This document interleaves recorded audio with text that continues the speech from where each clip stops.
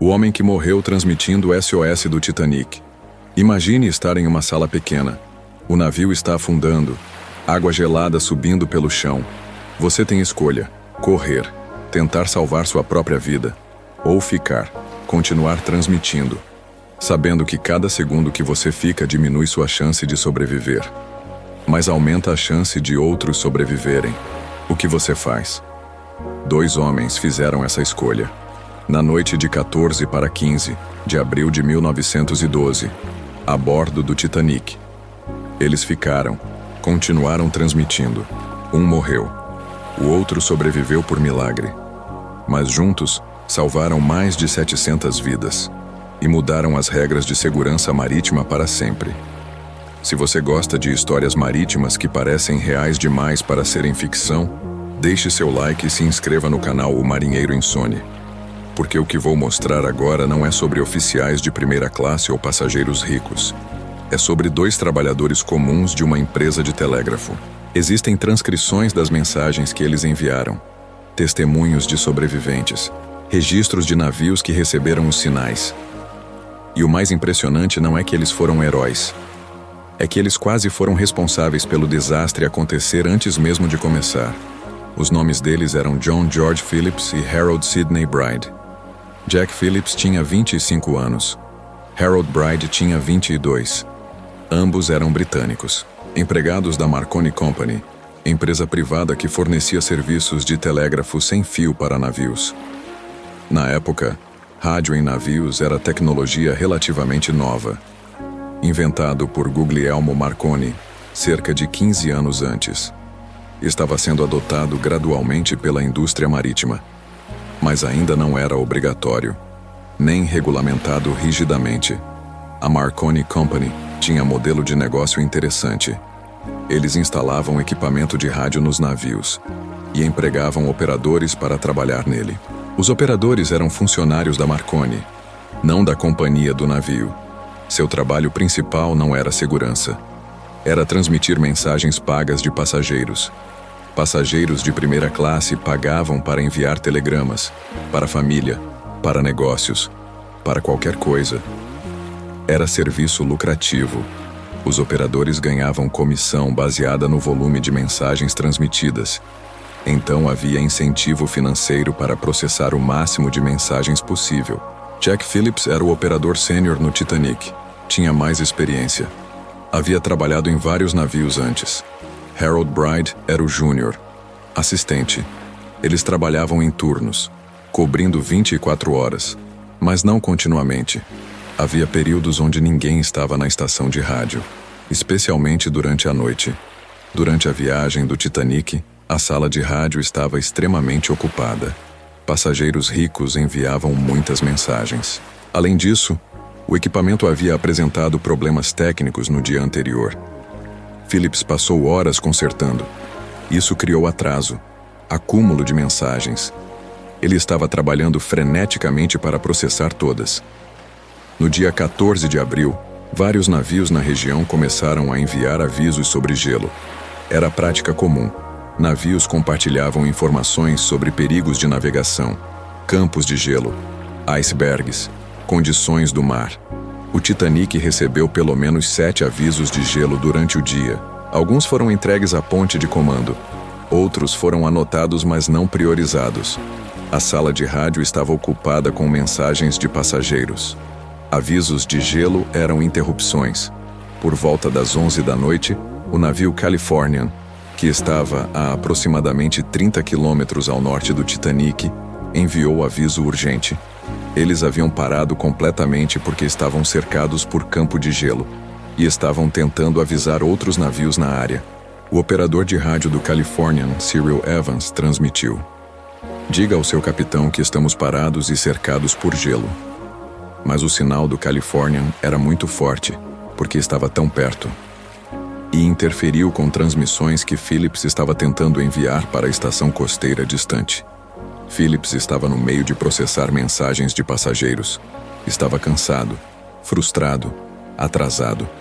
Ele respondeu bruscamente: cale a boca, estou ocupado. Estou trabalhando com Cape Race." Cape Race era a estação de rádio costeira em Newfoundland. Phillips estava transmitindo mensagens acumuladas para lá. Cyril Evans, do Californian, foi dispensado. Ele tentou mais uma vez. Phillips repetiu a mensagem brusca. Evans desistiu. E importante, ele desligou seu equipamento de rádio e foi dormir. Eram 11h30 da noite. Isso está documentado. Evans testemunhou sobre isso durante as investigações oficiais. Ele confirmou que tentou avisar o Titanic, foi repreendido e desligou o rádio. 10 minutos depois, às 11h40, o Titanic colidiu com um iceberg. Se Phillips tivesse levado o aviso a sério, se tivesse entregue a ponte imediatamente, se o capitão tivesse reduzido velocidade ou mudado curso, o desastre poderia ter sido evitado. Mas Phillips estava focado em mensagens pagas, em fazer seu trabalho como definido pela Marconi Company. Avisos de gelo eram secundários. Essa é parte frequentemente esquecida da história. Os mesmos homens que depois se tornaram heróis contribuíram inadvertidamente para o desastre acontecer. Mas quando o desastre aconteceu, eles se redimiram completamente. Após a colisão, levou alguns minutos para a gravidade ficar clara. O capitão Edward Smith foi informado do dano. Inspeções revelaram que múltiplos compartimentos estavam inundando. O navio estava condenado. Por volta da 00:15, o capitão Smith foi à sala de rádio. Disse aos operadores para começarem a enviar pedidos de socorro. Phillips imediatamente começou a transmitir CQD. Esse era o código de socorro padrão na época. Significava Come Quick Danger, ou CQ Distress. Era reconhecido internacionalmente. Ele transmitiu CQD, CQD, CQD, posição 41, 46N, 50, 14W. Requeremos assistência imediata. Colidimos com iceberg. Harold Bride estava acordado, ajudando. Em algum momento, ele sugeriu meio brincando: envie SOS, é o novo código. E pode ser sua última chance de enviá-lo. SOS havia sido adotado como Código Internacional de Socorro em 1906, mas ainda não era amplamente usado. CQD permanecia mais comum, mas Phillips começou a alternar, enviando ambos. CQD, CQD, SOS, SOS. Titanic requer assistência imediata. Essa foi uma das primeiras vezes, se não a primeira, que SOS foi usado em desastre marítimo de grande escala. E por causa do Titanic, SOS se tornou o padrão mundial definitivo. Vários navios começaram a responder. O mais próximo com capacidade de resgate era o Carpathia. Estava a aproximadamente 93 quilômetros ao sudeste. Seu operador de rádio, Harold Cottam, estava acordado por acaso. Ele estava prestes a desligar o equipamento e dormir quando captou os sinais do Titanic. Ele respondeu imediatamente. Informou o capitão do Carpathia, Arthur Rostron. Rostron ordenou que o navio virasse e navegasse a velocidade máxima em direção ao Titanic. Isso levaria quase 4 horas. Outros navios também responderam, mas estavam ainda mais longe. O Olympic, navio irmão do Titanic, estava a mais de 800 quilômetros. Respondeu, mas não poderia chegar a tempo. E o Californian, o navio que estava a apenas 30 quilômetros, seu rádio estava desligado. Cyril Evans estava dormindo. Eles não ouviram nada. Isso é uma das ironias mais dolorosas do desastre. O navio mais próximo, que poderia ter resgatado todos, não ouviu os pedidos de socorro, porque o operador de rádio havia sido dispensado bruscamente e foi dormir. Phillips e Bride continuaram transmitindo. Conforme o navio inclinava, a energia começou a falhar. As luzes piscavam. O equipamento de rádio dependia de geradores. Engenheiros mantiveram os geradores funcionando o máximo possível, mas eventualmente faltaria energia. Phillips transmitia sem parar. Atualizações de posição, número de pessoas a bordo, urgência crescente nas mensagens. Por volta da 1h45 da manhã, o capitão Smith entrou na sala de rádio. Disse aos operadores: vocês fizeram seu dever, agora cuidem de si mesmos. Isso os liberava oficialmente. Eles poderiam tentar salvar suas próprias vidas, mas Phillips continuou transmitindo. Bride ajudou. Eles queriam garantir que todos os navios na área soubessem que o Carpathia estivesse vindo na direção certa, que houvesse registro claro. Por volta das 2 horas, a energia falhou completamente. O rádio parou de funcionar. Silêncio. Nesse ponto, Bride correu para o convés. Tentou encontrar botes salva-vidas, mas a maioria já havia partido. Ele viu um bote dobrável sendo preparado. Tentou ajudar a lançá-lo. Durante o processo, o navio afundou. Bride foi puxado para baixo pela sucção, depois jogado para cima quando o ar escapou. Ele emergiu perto do bote dobrável B, que havia virado. Várias pessoas estavam em cima dele, equilibrando-se. Bride conseguiu subir. Passou a noite inteira em cima daquele bote virado, na água gelada até os joelhos. Seus pés congelaram. Ele sofreu frostbite severo, mas sobreviveu. Jack Phillips também correu para o convés após o rádio parar. Testemunhas o viram tentando encontrar bote, mas não há confirmação de que ele conseguiu. Seu corpo nunca foi recuperado. Ele provavelmente morreu de hipotermia na água, ou afogou. Tinha 25 anos. Harold Bride foi resgatado pelo Carpathia. Seus pés estavam severamente danificados pelo frio. Ele mal conseguia andar, mas estava vivo. E quando soube que o Carpathia precisava de operador de rádio para enviar listas de sobreviventes e mensagens, Bride se ofereceu, com os pés enfaixados, mal conseguindo ficar em pé. Ele trabalhou no rádio do Carpathia durante a viagem de volta a Nova York. Isso está documentado. O operador de rádio do Carpathia, Harold Cottam, testemunhou que Bride trabalhou apesar das lesões. Ajudou a processar centenas de mensagens. Quando o Carpathia chegou a Nova York, Bride foi levado para o hospital. Trataram o frostbite. Ele perdeu parte dos dedos dos pés, mas recuperou. Ele deu testemunho detalhado durante as investigações americana e britânica. Descreveu tudo.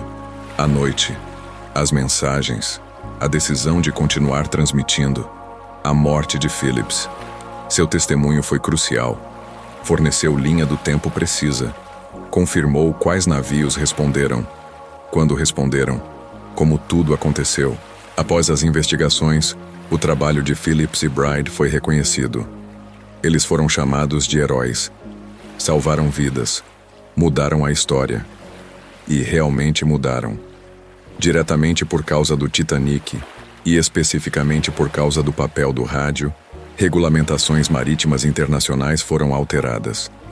A Convenção Internacional para a Segurança da Vida no Mar, adotada em 1914, exigiu que todos os navios de passageiros tivessem rádio operado continuamente, 24 horas, com operadores em turnos, para que nunca houvesse situação onde pedido de socorro não fosse ouvido porque o operador estava dormindo. O SOS se tornou padrão mundial absoluto, substituindo CQD e outros códigos. E a importância do rádio como ferramenta de segurança, não apenas comunicação comercial, foi estabelecida permanentemente. Jack Phillips e Harold Bride não eram oficiais. Não tinham autoridade de comando. Eram apenas 2 jovens trabalhadores. Mas suas ações salvaram mais de 700 vidas. Sem os sinais que eles enviaram, o Carpathia não teria chegado. Ninguém teria sobrevivido. Harold Bride viveu até 1956. Morreu aos 66 anos. Após o Titanic, ele continuou trabalhando como operador de telégrafo, mas eventualmente mudou de carreira. Tornou-se vendedor, casou, teve vida tranquila. Raramente falava publicamente sobre o Titanic. Preferia silêncio, mas em entrevistas ocasionais, ele sempre mencionava Jack Phillips. Sempre disse que Phillips era o verdadeiro herói, que ficou mais tempo, que nunca hesitou, que morreu fazendo o trabalho. Há monumento em Godalming, Inglaterra, cidade natal de Phillips, erguido por doações públicas, homenageia seu sacrifício. A inscrição diz que ele morreu em serviço tentando salvar outros. A história de Phillips e Bride é lembrete de que heróis nem sempre são os mais visíveis. Nem sempre são capitães ou oficiais. Às vezes são pessoas fazendo trabalho técnico, cumprindo o dever quando seria mais fácil fugir. Você acha que eles tinham obrigação moral de ficar, ou estavam apenas fazendo o trabalho que foram pagos para fazer? Comente o que você pensa. Se você teria ficado. Se você teria continuado transmitindo sabendo que cada minuto diminuía sua chance de sobreviver. Ou se você teria corrido imediatamente para tentar salvar a própria vida. E diga de onde você está assistindo. O mar guarda histórias diferentes em cada lugar. E às vezes as histórias mais importantes não são sobre quem sobreviveu. São sobre quem escolheu ficar. Quem escolheu fazer a coisa certa quando a coisa fácil era fugir. Se inscreva no canal O Marinheiro Insone para mais histórias marítimas sobre pessoas que fizeram escolhas extraordinárias em circunstâncias impossíveis. Porque o oceano não testa apenas navios. Às vezes ele testa caráter. E revela quem realmente somos quando tudo está desmoronando. Jack Phillips morreu transmitindo. Isso é fato. Harold Bride sobreviveu por milagre. Isso é fato. Juntos, eles salvaram 705 vidas. Isso também é fato. Mas se eles eram heróis perfeitos ou simplesmente homens imperfeitos fazendo o melhor que podiam, cada pessoa decide por si mesma. O que é inegável é que quando tiveram chance de correr, eles ficaram. E isso, por si só, é extraordinário.